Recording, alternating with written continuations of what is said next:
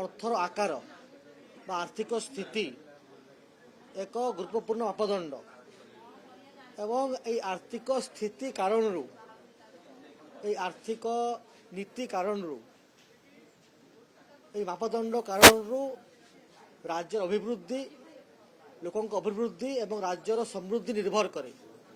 ଆଜି ଓଡ଼ିଶା ସରକାରଙ୍କ ତରଫରୁ ଓଡ଼ିଶା ଅର୍ଥନୈତିକ ସର୍ଭେ ରିପୋର୍ଟ ପ୍ରକାଶ ପାଇଛି ଏବଂ ଏଥିରୁ ସ୍ପଷ୍ଟ ଆପଣ ବାରି ହେଇ ପଡ଼ୁଛି। ଯଦି ଆପଣ ଦେଖିବେ ତାହେଲେ ଆପଣ ନିଶ୍ଚିତ ଭାବରେ ଲକ୍ଷ୍ୟ କରିବେ ଯେ 2025-26ରେ ଓଡ଼ିଶାର ଅର୍ଥନୀତିର ଆକାର 9.88 ଲକ୍ଷ କୋଟି ଟଙ୍କା ହେବ ଆକଳନ କରାଯାଇଛି।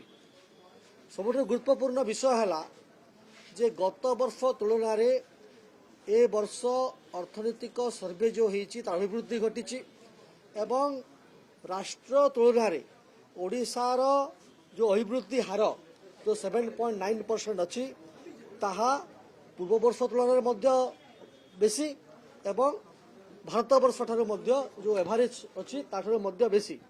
ଏବଂ ସବୁଥିରୁ ବଡ଼ କଥା ହେଲା ଯେ ମୁଣ୍ଡ ପିଛା ଆୟ ବର୍ତ୍ତମାନ 1,86,780 ଟଙ୍କା ଅଛି, ଯାହା ପୂର୍ବବର୍ଷ ତୁଳନାରେ 9% ବୃଦ୍ଧି ଘଟିଛି। ଖାଲି ସେତିକି ନୁହେଁ, ଆପଣ ଯେଉଁ କ୍ଷେତ୍ରରେ ଦେଖିବେ, ସେ ଶିଳ୍ପ କ୍ଷେତ୍ର ହେଉ, ସେ କୃଷି କ୍ଷେତ୍ର ହେଉ, ସେ ଆପଣ ଆନୁଷଙ୍ଗିକ ବ୍ୟବସ୍ଥା କ୍ଷେତ୍ର ହେଉ, ପର୍ଯ୍ୟଟନ କ୍ଷେତ୍ର ହେଉ, ଇଣ୍ଡଷ୍ଟ୍ରିର କ୍ଷେତ୍ର ହେଉ, ସବୁ କ୍ଷେତ୍ରରେ ଅର୍ଥନୈତିକର ମାପଦଣ୍ଡ ବୃଦ୍ଧି ପାଇଛି, ଯାହା ଅର୍ଥନୈତିକ ସର୍ଭେ କାରଣରୁ ସ୍ପଷ୍ଟ ହୋଇ ବାହାରି ପଡ଼ୁଛି।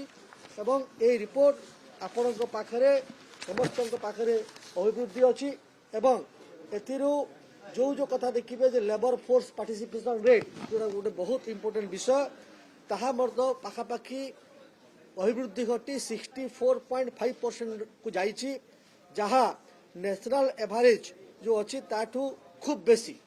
ଏବଂ ଆପଣ ଯଦି ଦେଖିବେ ତାହେଲେ ଇଣ୍ଡଷ୍ଟ୍ରି ସେକ୍ଟରରେ ମଧ୍ୟ ଖୁବ୍ ବେଶୀ ଅଭିବୃଦ୍ଧି ଘଟିଛି। ଆପଣ ଯଦି ଦେଖିବେ ତ ଓଡ଼ିଶା ଦ୍ରୁତ ଗତିରେ ଆର୍ଥିକ ବିକାଶ କ୍ଷେତ୍ରରେ ଆଗକୁ ଯାଉଛି। ବିରୋଧୀ ଯେଉଁ ମିଥ୍ୟା ଅପପ୍ରଚାର କରୁଛନ୍ତି, ବିରୋଧୀ ଯେଉଁ ମିଥ୍ୟା କଥା କହିକି ଲୋକ ଭ୍ରମିତ କରିବାକୁ ଚେଷ୍ଟା କରୁଛନ୍ତି ଓଡ଼ିଶା ଲୋକମାନଙ୍କୁ, ତାହା ସମସ୍ତଙ୍କ ମନରେ କଷ୍ଟ ଦେଇଛି। ଯଦି ବିରୋଧୀଙ୍କର ସତ୍ସାହସ ଅଛି ତାହେଲେ ଏଇ ଯେଉଁ ସର୍ଭେ ରିପୋର୍ଟ ପ୍ରକାଶ ପାଇଛି ଏବଂ ଏଇ ଯେଉଁ ଅର୍ଥନୀତି ଉପରେ ଆସିକି ଆଲୋଚନା କରନ୍ତୁ। ଗୃହକୁ ବାରମ୍ବାର ବନ୍ଦ କରିବା ଏବଂ ଗୃହରେ ଆଲୋଚନା କରିନଦେବା କେତେ ଯୁକ୍ତିଯୁକ୍ତ, ତାହା ଲୋକ ହିଁ ଓଡ଼ିଶାର ଲୋକ ବିଚାର କରିବେ।